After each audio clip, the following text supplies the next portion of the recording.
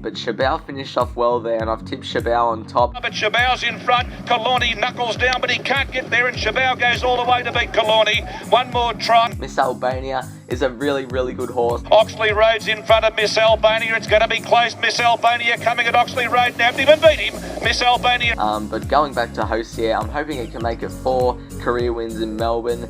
Hosier lunging, Turin just in front of Hosier. They hit the line.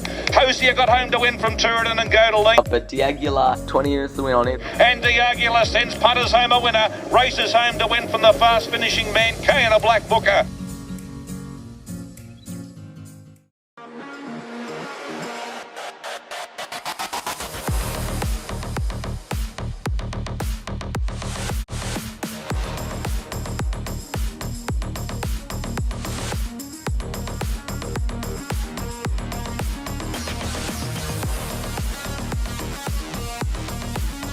The Spring Carnival is back, and although there aren't any Group 1s, there are a quality number of horses resuming from a break. We're going to preview it all. Caulfield, PB Lawrence Stakes Day, right here. Let's get on with it.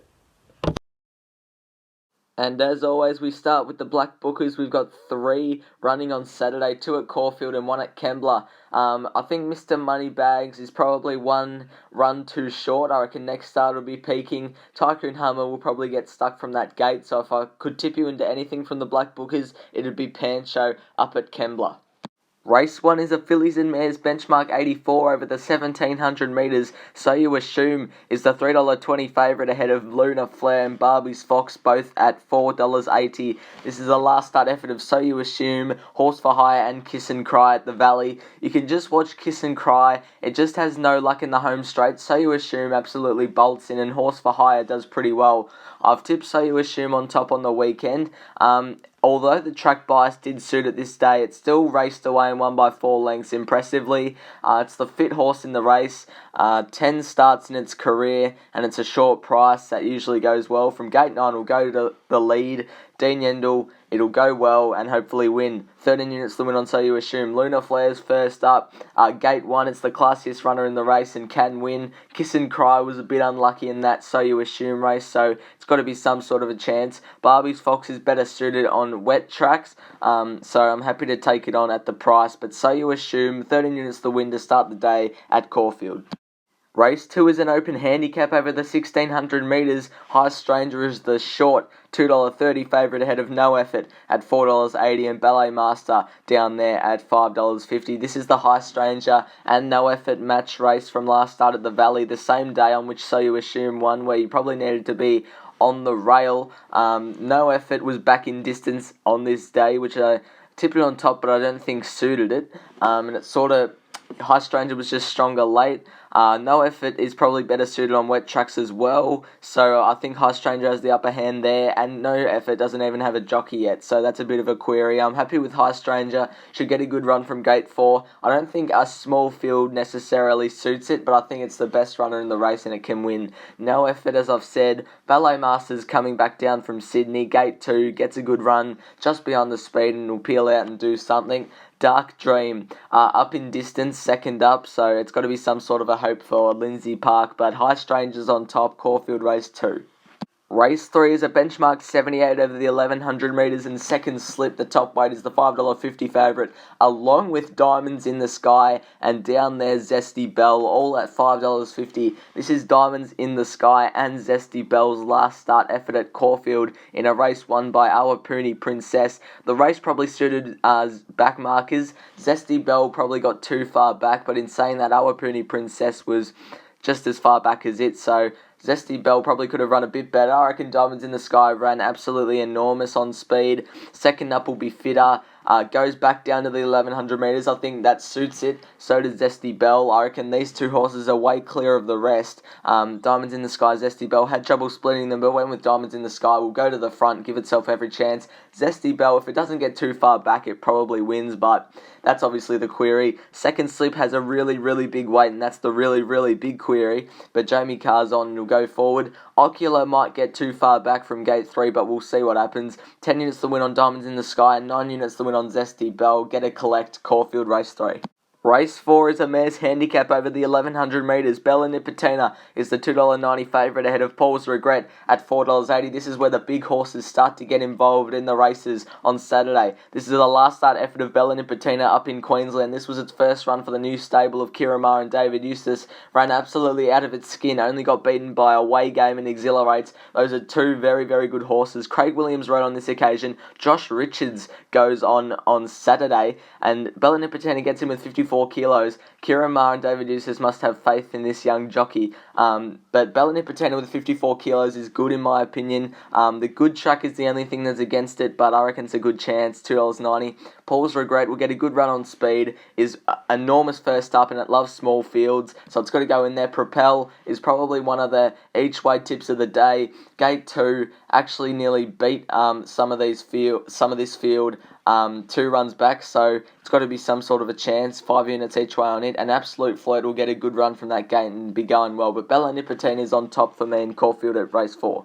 Race 5 is a benchmark 84 over the 1400 metres. Elephant is the $3.80 favourite ahead of Jumbo Azaki at $4.60, and the rest are out to $8.50 with Evening Glory. This is the last start effort of Jumbo Azaki at Caulfield. This was a race won by King Magnus. Now I must say King Magnus came out of this race, won its next start at Caulfield, and then should have nearly beaten Groundswell and Red Can Man. Those are some good horses. Jumbo Azaki should have nearly beaten King Magnus on this occasion. As you can see, gets a bit held up, and this was its first up run, so second up will be fitter for this run. It's had 5 weeks between runs, which is the only query, but gate 5 should get a good run. Craig Williams goes back on, big factor, and I reckon $4.60. It should be the favourite, Jumbo Azaki, ahead of Elephant, I must say. I'm having 13 units to win on Jumbo. Elephant comes from overseas. I just think first up's the main query with it, but gets Damien Lane in gate 2. Wicklow Town was the last start winner, and a good last start winner at Caulfield, but will be getting back from gate 3. Maha Shakti just keeps winning, but first up is the obvious query. Rock in the Park I thought was a hidden gem last start in a race behind Imperial Lads, so it's got to be a good chance, but Jumbo on top for me. Race 6 is the Group 3 Vain Stakes for the young boys over the 1100 metres. Generation is the $2.90 favourite ahead of Ingratiating at $3.70, and this is a last start effort of Generation. This was about 3 months ago at Caulfield. It sat on speed and kicked away and was too strong. Didn't beat a whole lot. The field wasn't that strong, but Generation was. And I could tell you this, the past 3 winners of the Vain Stakes, none of them have been involved in the Blue Diamond race. So Ingratiating, General Bow, Jigsaw were all in the Blue Diamond race, so I think Generation brings a different form line, and it's a good form line. From gate 1 will go to the lead, Jamie Carr. I think it can kick away and be too strong. Generation, quite keen on it at $2.90. Ingratiating will be getting right back to near last for Damien Oliver and running on, but it is a good horse. Jigsaw will be going forward, better suited to Caulfield, gets the blinkers on for the first time, and it is a good chance. General Bow might get trapped out wide, but it is a very good horse. Gate 7, Damien Lane. But Generation, as I've said, it wasn't in the Blue Diamond hunt, so I'm happy to tip it on top. $2.90 I think is a good price about this horse. Race 7 is the Group 3 Quizette Stakes over the 1100 metres for the fillies, and Gimme Pa is the $3.70 favourite ahead of Najmati at $4.60. This is the last start effort of Gimme Pa 3 months ago at Caulfield when it won, sitting 3 wide without cover, and considering it was 3 wide without cover, it was a really, really good win. I'm sure you're all familiar with what Gimme Pa did in its first start behind Ingratiating down the straight. It was absolutely enormous. This was a field of 5, and I reckon Gimme Pa's better suited to bigger fields. Gets Jamie Carr on the first time on the weekend. Draws gate 4. It's a good gate. Can sit up on speed. And I reckon it can win. I've made it the best of the day. $3.70. I reckon it's a really good price. So I'm happy to take 19 units to win on it. 3 units each way on Heresy. Godolphin and Damien Lane team up. And it's at $19. That's a big price. I'm happy to take it. But it gets back. So does Najmati. But it's first up. Good win last start at Caulfield. Good chance. High gets back. Comes back down from Sydney. Craig Williams goes on. That's a tick. But Gimme Pa's my best bet of the day, and my best value of the day is Heresy. Race 8 is the Group 2 PB Lawrence Stakes, the feature over the 1400 metres. Streets of Avalon is the $3.20 favourite ahead of Sansom at $5, and there's $5.50 about for Superstorm. This was the last start bletchingly effort of Streets of Avalon, Sansom and Red Can Man. Streets of Avalon and Sansom finish first and second. I'm happy to look at them. I think Red Can Man has had enough starts as preparation. This is a new kennel of fish at Group 2 level. So Streets of Avalon I don't think it was suited to the wet track, so back on top of the ground will be good, and up to 1400 metres will be better. From gate 8 can sit outside the speed and do well. Sanson might get trapped from gate 1, but you never know. I reckon Strengths of Avalon's the way to go. It's already had a run compared to some of the good horses that are first up, so I'm happy to take Strengths of Avalon in the PB Lawrence. Best of days, if it jumps the gates, it's a chance. If it doesn't jump the gates, it's no chance. Jamie Carr on is a plus. First up goes okay. Sansom, as I've said, might get stuck. And Archidemus, first up does okay. And I think he'll be storming home from the back late. But Streets of Avalon, I think, will win the PB Lawrence Stakes and another Caulfield 1400 metre race. Race 9 is the listed Regal Roller over the 1200 metres. La Mexicana is the $2.60 favourite ahead of Zoo Dancer at $4.80. Jamie Carr could have ridden neither of them, decided to go with La Mexicana, who we're looking at. This was a run where it got beaten behind Plaquette. Now, I know this might not be the right form line. Plaquette wouldn't be up to this level, but La Mexicana was 3 wide facing the breeze, and it was 3 wide without cover, so it had a disadvantage. If it had cover, it would have won this race by at least a length. La Mexicana draws gate 2 on the weekend. Jamie Carr sticks with it.